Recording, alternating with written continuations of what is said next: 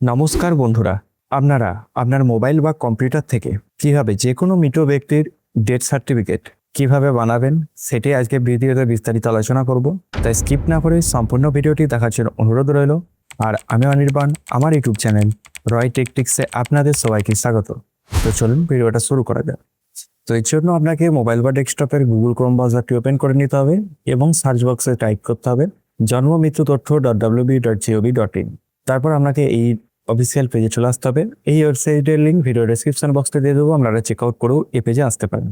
এই পেজে আসার পর প্রথমে আপনাকে সিটিজেন সার্ভিস এই অপশানে ক্লিক করতে হবে, তারপর ডেট, তারপরে অ্যাপ্লাই ফর নিউ রেজিস্ট্রেশন এই অপশানে একবার ক্লিক করতে হবে।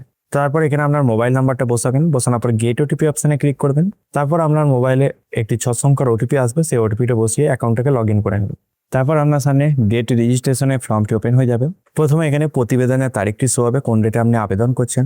তারপরে এখানে আপনার মোবাইল নাম্বারটি শো হবে, রেজিস্টার।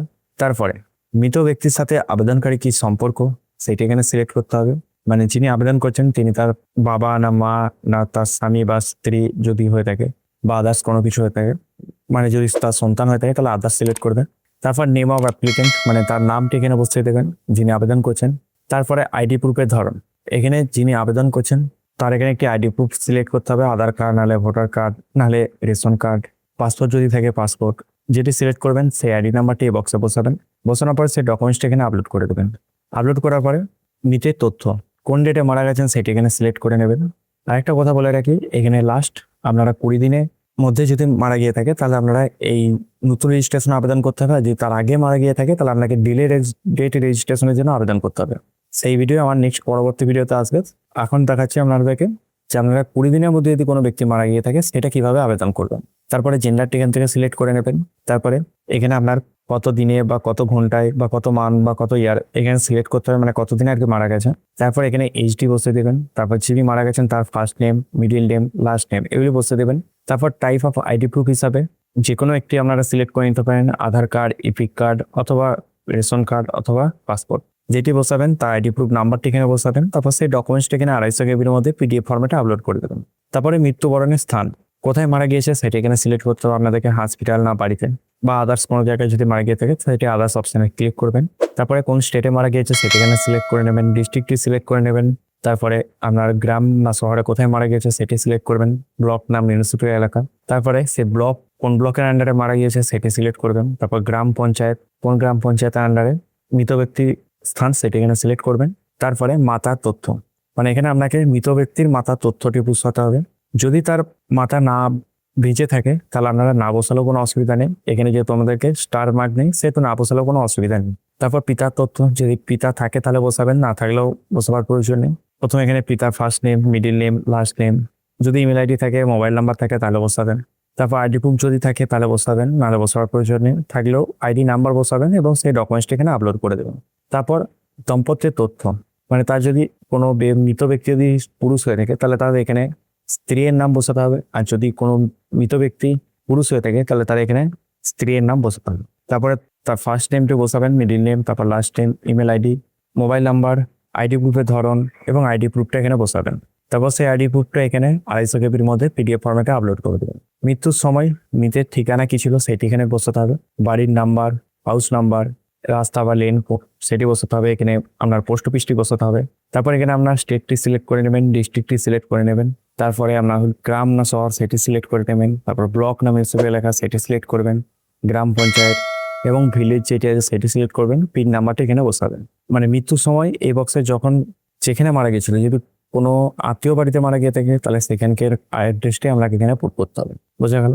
তারপরে মৃতের স্থায়ী ঠিকানা, আপনাদের ওপরের দিকে যে পার্মানেন্ট অ্যাড্রেসটা দিয়েছিলেন সেটাই যদি আপনার এই স্থায়ী ঠিকানা হয়ে থাকে যিনি মারা গেছেন তাহলে কিন্তু এই বক্সে ক্লিক করে দেবেন, তাহলে অটোমেটিক এখানে বসে যাবে, বোঝা গেল। আর যদি আলাদা হয়ে থাকে তাহলে সেটা আলাদা যে অ্যাড্রেসটি আছে সেটি বক্সে বসাবেন। আর যদি আউটসাইড ইন্ডিয়াতে মারা গিয়ে থাকে, মানে ইন্ডিয়ার বাইরে, তাহলে এই অপশানে টিক করবেন, সেটা কোথায় কোন কান্ট্রি এবং তার অ্যাড্রেসটি এখানে বসাতে হবে, বোঝা গেল। তারপর মৃতের তথ্য, যিনি মারা গিয়েছেন তার ধর্ম কি সেটি এখান থেকে সিলেক্ট করে নেবেন এবং তিনি কি করেন সেটি এই বক্সে সিলেক্ট করে নেবেন। তারপর রিমার্কসের জায়গায় কিছু চাইলে বসাতে পারেন, না বসালেও কোনো অসুবিধা নেই। তারপর আপনাদেরকে এখানে আপলোড ফর্ম নাম্বার 2টা এখানে আপলোড করতে হবে, সেটা কোথায় পাবেন আপনাদেরকে দেখিয়ে দিই। এর জন্য আপনাকে এই জন্ম মৃত্যু তথ্যের ওয়েবসাইটে চলে আসতে হবে। এখানে আসার পরে সিটিজেন সার্ভিস অপশানে ক্লিক করবেন, তারপর ফর্ম, তারপর ফর্ম নাম্বার 2, এটাকে আপনার উপরে একবারে ক্লিক করবেন। করার পরে আপনার ফর্ম নাম্বার 2টি ওপেন হয়ে যাবে। এটাকে প্রথমে ডাউনলোড করে প্রিন্ট আউট করে নেবেন, বাংলা আর ইংরেজি দুটোতেই পাবেন। তারপরে এখানে যে ফর্ম ফিল আপ করছেন যেভাবে, এখানেও সেটি আপনাকে কাগজ পেনে ফিল আপ করে স্ক্যান করে এখানে আপনাকে আপলোড করতে হবে। তারপরে আপলোড ডেথ সার্টিফিকেট, যেটা ডক্টর বা হসপিটালে যদি মারা গিয়ে থাকে ডক্টর যেটা ইস্যু করেছে, সেই আপলোড ডেথ সার্টিফিকেট আপনাকে এখানে আপলোড করতে হবে 250 কেবির মধ্যে পিডিএফ ফরম্যাটে। তারপরে আপলোড চেয়ারম্যান বা বুরিয়াল সার্টিফিকেট, মানে আপনাকে একটি আপনার পঞ্চায়েত থেকে আপনার যে প্রধান আছেন তার একটি সার্টিফিকেট এখানে এনে আপনাকে আপলোড করতে হবে। এছাড়াও আপনি এখানে একটি ফর্মও দিতে পারেন, যে ফর্মটাই আপনার যারা দাহ করেছেন তাদের একটা সিগনেচার এবং তাদের নাম, অ্যাড্রেস এরকম টাইপের লিখিয়ে কোন প্রধানে সই করিয়েছে এখানে সেটি আপলোড করতে পারেন।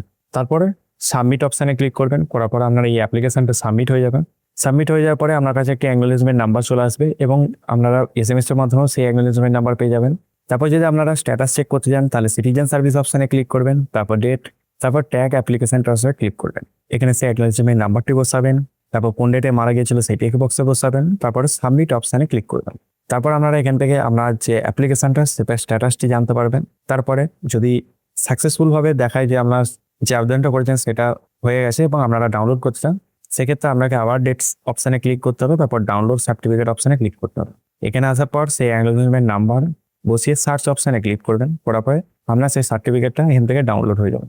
তো বন্ধুরা, এরকম করে আপনারা খুব সহজে জন্মমৃত্যু তথ্য ওয়েবসাইট থেকে যে কোনো মৃত ব্যক্তির ডেথ সার্টিফিকেটের জন্য আবেদন করতে পারবেন।